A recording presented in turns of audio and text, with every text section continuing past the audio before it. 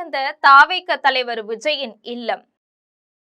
விஜய்க்கு கொடுக்கப்பட்டிருந்த உயர்மட்ட பாதுகாப்பு அகற்றம். ஆட்சி அமைப்பதில் ஏற்பட்டிருக்கக்கூடிய சிக்கல், இதுவற்றை விரிவாக பார்க்கலாம் இந்த தொகுப்பில்.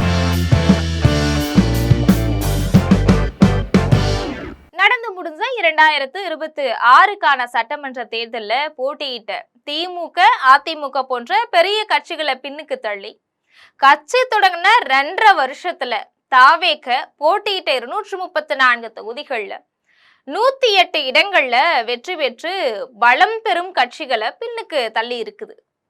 வாக்கு எண்ணிக்கை நடந்த 4ஆம் தேதி அன்னைக்கே விஜய்க்கு முதலமைச்சருக்கு கொடுக்கக்கூடிய 3 அடுக்கு பாதுகாப்பு வழங்கப்பட்டுச்சு. சுமார் நீலாங்கரையில் இருக்கக்கூடிய விஜயுடைய வீட்டை சுத்தி 700க்கும் மேற்பட்ட காவல்துறையினர் பாதுகாப்புல ஈடுபட்டாங்க.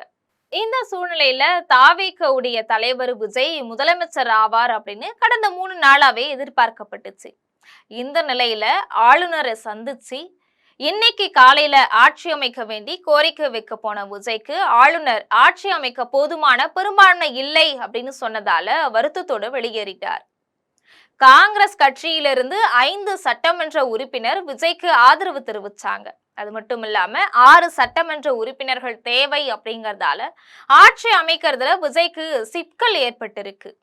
இது மட்டும் இல்லாம விஜய்க்கு கொடுக்கப்பட்டிருந்த 3 அடுக்கு உயர்மட்ட பாதுகாப்பு தளர்க்கப்பட்டதால நீலாங்கரையில் இருக்கக்கூடிய விஜய் வீடும் தாவேக கட்சி தலைவரும் களையெழுந்து இருக்கிறாங்க.